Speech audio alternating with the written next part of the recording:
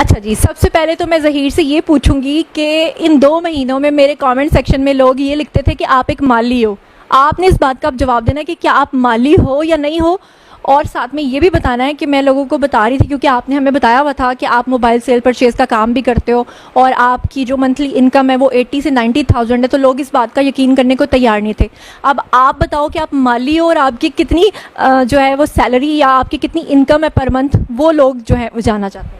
मैंने recently FSc pre medical complete की है पंजाब कॉलेज से, और साथ साथ मैं मोबाइल सेल परचेज़ का काम भी करता हूँ। आईफोन्स को रिपेयर करवा के सेल करता हूँ, तो इसमें 60 70 से 80 तक मेरी इनकम है मंथली।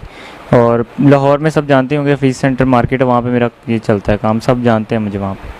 बिल्कुल, और ये सारी चीज़ें जो हैं हमें ऑलरेडी पता भी थी, आपसे भी हम लोग कंफर्म करते थे क्योंकि मुझे तो यहाँ तक लोगों ने कहा कि आप शायद इस गैंग की सरगना है, और कहा गया कि आपके पास इतनी एक्यूरेट इन्फॉर्मेशन कहाँ से आती है। तो ऑब्वियसली हमारा जो सोर्स था वो डायरेक्ट दुआ और ज़हीर थे, लेकिन अनफॉर्चुनेटली जो लोग प्रोपोगंडा कर रहे थे उनका डायरेक्ट इनसे रब्ता नहीं था और वो खुद से ही कहानियाँ बनाते चले जा रहे थे।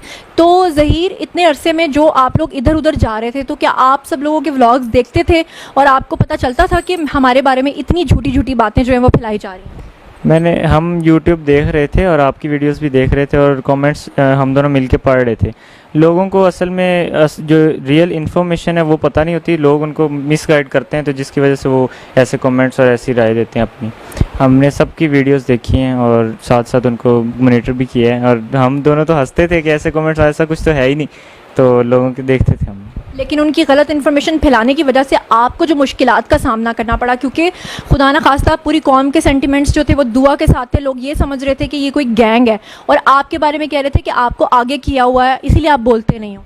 नहीं, असल में ऐसा कोई इशू नहीं है। मेरा ये था कि मैं ज़्यादा वैसे बोलता नहीं हूँ, पर जो है ना, मुझे कोर्ट में भी जब बोलने का मौका मिला मैं बोला हूँ। और जब मीडिया पे असल में आने का हमारा शुरू से ये था कि शुरू में हमें वकील ने बोला कि ऐसे मीडिया पे नहीं आना, आपने कोई गलत स्टेटमेंट ना दे दें आप, इस वजह से। और अब इंशाल्लाह मौका मिला तो अब इंशाल्लाह आगे बोलते रहेंगे। हाँ, तो अब मुझे ये बताएं कि हमारी प्यारी सी क्यूटू सी भाभी को आपने क्या सिर्फ खाली पबजी पे पसंद कर लिया? क्योंकि बहुत सारे लोग ये जानना चाहते हैं कि कहा यह जा रहा है कि आपने तो उसको देखा हुआ ही नहीं था, तो ये तो पूरी एक फिल्म स्टोरी, और मैंने सुना है कि आपके ऊपर कोई फिल्म भी बनने जा रही है। फिल्म बन रही है? दरअसल ऐसा था कि स्टार्टिंग में हम पबजी में मिले थे रैंडमली, तो उसके बाद फिर बातचीत होती रही, तो 1-2 मंथ बाद इसके घर वालों ने शायद पबजी इसकी बंद कर दी थी।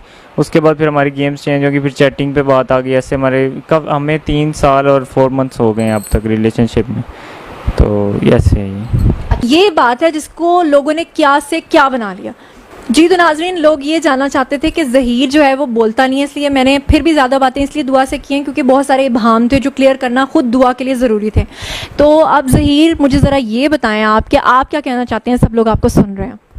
पहले तो मैं ये कहना चाहता हूँ कि अगर मेरी वजह से किसी का दिल दुख है, तो किसी को परेशानी हुई है, तो वो उसके लिए माजरत है। मेरी इसमें कोई गलती नहीं है। जब दुआ अपनी मर्ज़ी से आ गई थी मेरे पास, मुझे तो आइडिया भी नहीं था, किसी ने बताया भी नहीं था कि मैं आ रही हूँ। जब ये आ गई मुझ पर यकीन करके, तो फिर मैं इसको कैसे वापस भेज सकता हूँ। मैंने पहली चीज़ इससे निकाह किया। जो गैंग वगैरह होता अगर, तो वो कभी इससे निकाह वाला ये काम ना करता। निकाह एक पाक ये है, वो करना लाजमी है, इसलिए पहली चीज़ मैंने इससे निकाह किया। अब ये मेरी बीवी है, तो मैं हमेशा इसके साथ खड़ा हूँ और हमेशा इसका साथ दूंगा। बाय द वे, मुझे याद आया, अभी तो आप लोगों ने हनीमून पे जाना है, लेकिन वैसे आप लोग कहाँ कहाँ घूम के आ गए हो? पूरा पाकिस्तान। पूरा पाकिस्तान देख लिया है, तो फिर अब हनीमून पे कहाँ जाना चाहते हो? हनीमून पे हाँ, जहाँ से ही लेके जाएगा। ज़हीर, कहाँ लेके जाओगे? बस अब पाकिस्तान तो देख लिया, अब कोई जगह बची तो है नहीं। अब कोशिश करेंगे जहाँ पे हम सेफ़ हों, क्योंकि लोग तो हमें अभी भी ढूंढ रहे हैं, तो हम किसी ऐसी जगह पे जाएंगे जहाँ पे हम इजीली रह सकें। हाँ, सही है। तो अच्छा, एक और बात जो मैं क्लैरिफाई करना चाहती हूँ, क्योंकि कुछ लोगों के जहन में ये भाव है कि जब आप बार बार ये कहती हो कि मैंने ज़हीर को देखा हुआ नहीं था, उससे मुराद आपकी यही है ना कि ज़हीर को आपने रियलिटी में नहीं देखा था, लेकिन वैसे आपने उसकी कोई पिक्चर वगैरह, डीपी, ये वो तो देखा हुआ था ना? जी बिल्कुल देखी हुई थी। हाँ, यानी कि आपको अंदाज़ा था कि ज़हीर ऐसी शक्ल का है। जी, ये खदो खाल है। अच्छा दुआ, मुझे ये बताओ कि जब आप वहाँ से तो आ गई, टैक्सी से आप उतरी और आप आके पंजाब यूनिवर्सिटी जो है आप रुकी। यहाँ पे भी नाजरीन मैं आपकी एक गलत फहमी दूर कर दूँ, क्योंकि जब ज़हीर ने इंटरव्यू दिया था तो ज़हीर ने कहा था कि दुआ मेरे दरवाजे पे आई, तो लोग कहते हैं कि कोई कह रहा है पंजाब यूनिवर्सिटी आई, कोई कहता है मेरे दरवाजे पे आई। दरअसल पंजाब यूनिवर्सिटी के अंदर ही ज़हीर लोगों की रिहाइश थी। अब जब आप आ गई तो कैसे फिर एक दूसरे को मिले और कैसे आपने इससे कांटेक्ट किया? आपके पास तो फ़ोन ही नहीं था, टैब थी आपके पास जी। और उसमें सिम नहीं थी, जी। तो फिर कैसे कांटेक्ट किया? मैं जब पंजाब यूनिवर्सिटी आई तो वहाँ स्टूडेंट्स बैठी हुई थी। मैंने उनसे रिक्वेस्ट की कि मुझे कॉल करनी है, मुझे सिर्फ इसका नंबर याद था, तो मैंने वो डायल किया। मैंने इससे बात की तो ये हैरान हो गया कि ये आई है। फिर ये आया वहाँ पे, तो पहले तो हैरान हो गया मुझे देख के, फिर मैं भी खुश, वो भी खुश हुआ। फिर हम दोनों की आपस में बातचीत हुई। फिल्मी सीन हो गया ये तो, मुझे वीर ज़ारा वाला सीन लग रहा है, जैसे वो शाहरुख जो है वो सरहद पार करके आया था, तो यहाँ पे तो आपके लिए सिंध से पंजाब आना सरहद पार करने वाला सीन हो गया। वीर ज़ारा की तरह आप भागती हुई आई। और ज़हीर आपका तो चेहरा देख के, मतलब वो देखो कैसी बब्बर शेरनी निकली है। आप तो ऐसे डरे हुए दिखाई देते थे कि आपकी सांसें सूखी हुई हैं। जब आपने उसको देखा क्या सोचा? पहले तो मुझे आइडिया नहीं था कि ये इस तरह से आ जाएगी। जब इसने कॉल की तो पहले मैं जब पहुंचा इसके पास तो मैंने देखा, मैंने इसे पूछा कि तुम कैसे इस तरह, तुमने बताया नहीं। तो इसने बोला मेरे हालात ही ऐसे थे घर के कि मुझे ये स्टेप लेना पड़ा।